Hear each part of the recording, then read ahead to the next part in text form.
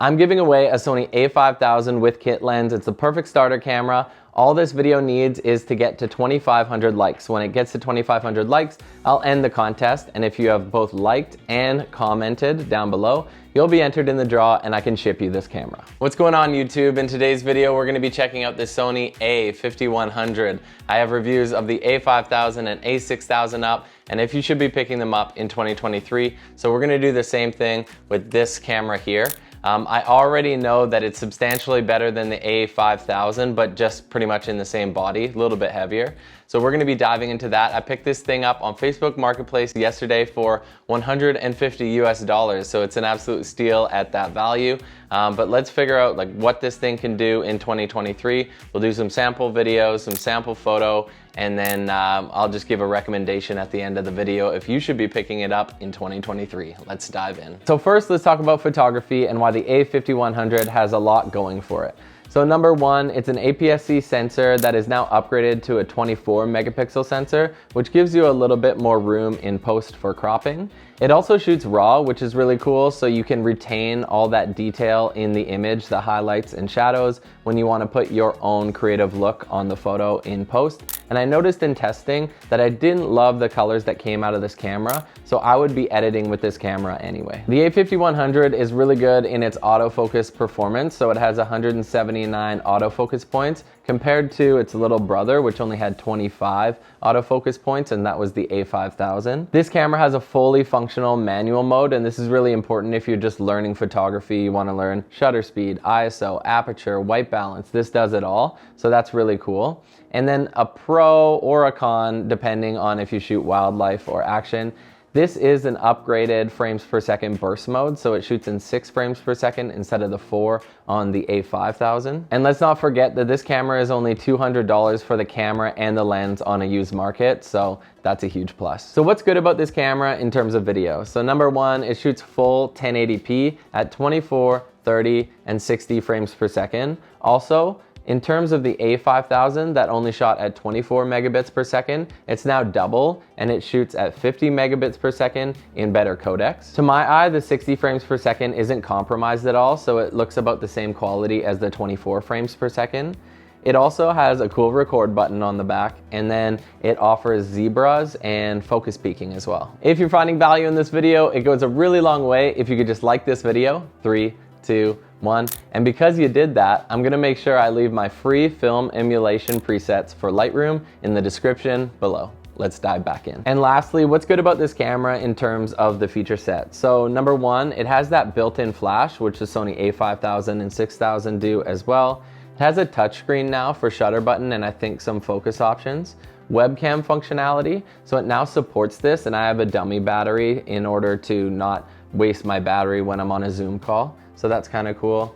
Has an upgraded flippy screen. It's the same 3-inch flippy screen that's on the a5000, exact same one, but the resolution's a whole lot better. So it's double in resolution and you're gonna get a whole lot more detail when you're shooting outside, so it's just better to operate with, which is really good, especially when you don't have a viewfinder. It's an E-mount lens system, which is really good because these lenses have been around for about 10 years now. And with that, you can get a lot of really good lenses on the used market. You're paying not so much for a body and you get a kit lens with it. But if you do want to upgrade, there are some used options out there like the Sigma 16mm, the Sigma 30mm, something like that. Those are really good lenses that are affordable. Last few things is that it takes micro USB, which everyone has a lot of these cables.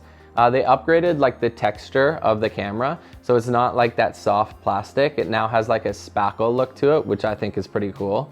It's small and compact, even with the kit lens mounted, and it supports Wi-Fi if you want to transfer images to your phone. Okay, I guess this is the first ever vlog test with the Sony a5100 for me.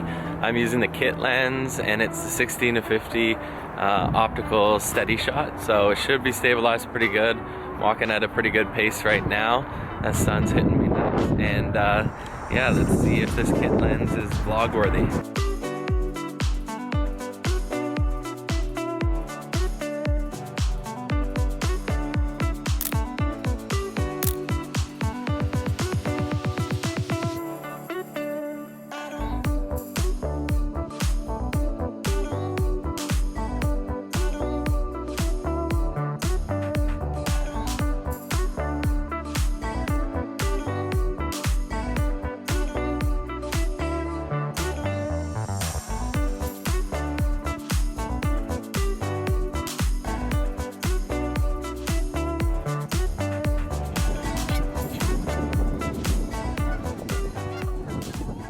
All right, so what's bad about this camera in terms of photography? We already talked about that burst mode at 6 frames per second. Take that as you will. It's an older camera made in 2014, but I would say that for some people that isn't gonna be enough.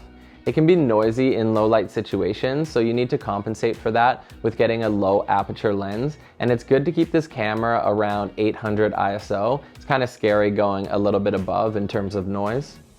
I don't love the natural colors that come out of this camera, I gotta be honest. So in photography, when I was taking pictures today, they just look dull, all of the colors, but at least I got to shoot in RAW.